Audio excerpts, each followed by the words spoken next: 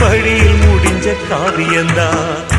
இருப்பதும் இறப்பதும் அந்த இயற்கையோட கையில, இருப்பதும் இறப்பதும் அந்த இயற்கையோட கையில. நான் மறைஞ்ச பின்னும் நிலைப்பது என் உயிர் எழுதும் கதையில. சந்திரனே சூரியனே நட்சத்திர நாயகனே, சந்திரனே சூரியனே நட்சத்திர